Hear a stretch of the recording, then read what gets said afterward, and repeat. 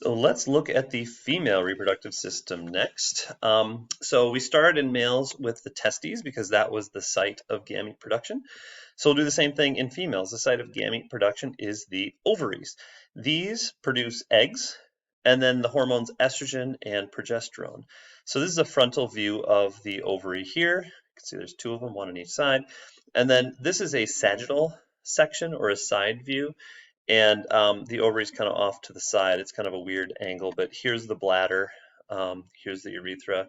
This is the vaginal opening. And then kind of up here is where the ovaries are. Well, at least one of them in this view. Um, if you were to take a cross section of an ovary, this is what it looks like. And we're going to see this diagram later. So I just kind of want to put it out here so that you kind of know that this is the ovary when we see it again later. There's these eggs that are developing, and the follicle, there's these cells called the follicle surrounding it. And as we're going to see, the follicle is going to grow, explode in a weird way, and then turn into a cloud. So I don't know what's going on with this yet, but we will. We'll figure this out. And when you see this diagram later, keep in mind there are hundreds of thousands of eggs inside the ovary. So this is very much not to scale at all. When again we talk about that soon. So the ovaries right here. The next structure are the fallopian tubes, also known as the uterine tubes. Their main job is to transport the egg from the ovary to the uterus, which is coming up next. Couple interesting side notes about the fallopian tube. You may have heard of something called tubal ligation.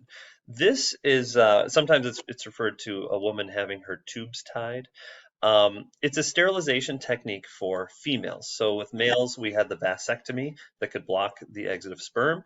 Tubal ligation is similar in that we block the path for eggs to reach the uterus. And so just like with a vasectomy, we take that fallopian tube and we can either, band it together like that, we can cut it, we can cut and tie it, clip it, do something to prevent the egg from going through.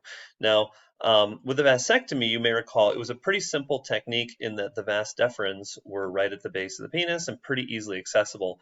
Not so with the fallopian tubes. This is kind of a more significant surgery just because it's harder to access these from outside the body. And so typically, this procedure would be done after a C-section. So if a woman has a child by C-section, and she's confident that she doesn't want to have any more children, then they might, since her abdominal cavity is already opened up for the C-section procedure, they might just do the tubal ligation all at the same time. So that's kind of one common way that that's done.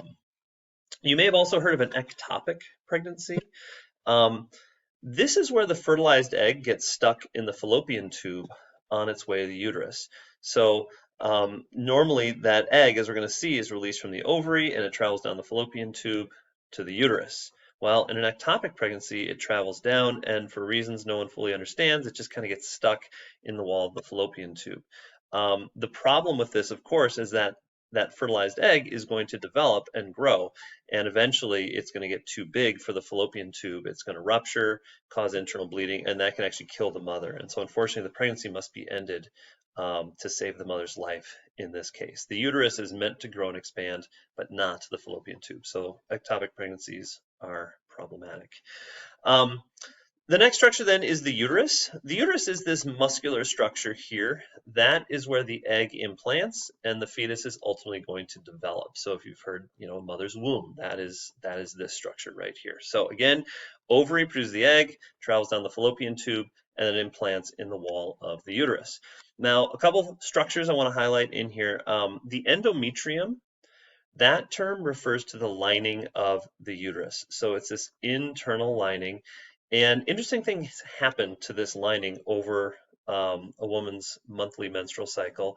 And so down on this graph, which we're going to analyze in more detail on a later screencast, you kind of see the lining of the uterus, that endometrium, is thickening over time. And so we'll have to explore that further later. And then also the cervix. The cervix is the lower end of the uterus, and it's basically a circular opening. right down here. And this dilates during childbirth. So if you've heard, she's dilated to 3, she's dilated to 7, she's dilated to 10. Those numbers refer to the number of centimeters that cervix has opened up to. And so during childbirth, the cervix opens up wider to accommodate the baby's head coming out. And then finally the vagina, and the vagina simply leads to the cervix. So I'm blocking it now because that's a stupid thing, but the vaginal opening, the vagina is just basically a tube that leads to the cervix. So, so basically once a month, an egg is released from one of the 2 ovaries, kind of random which one, and then it heads to the uterus. If fertilized, it's going to implant there and the fetus will develop.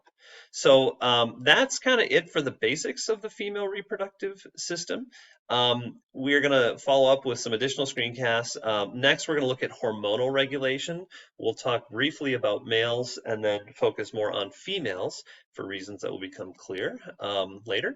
And then we'll wrap up with pregnancy and birth.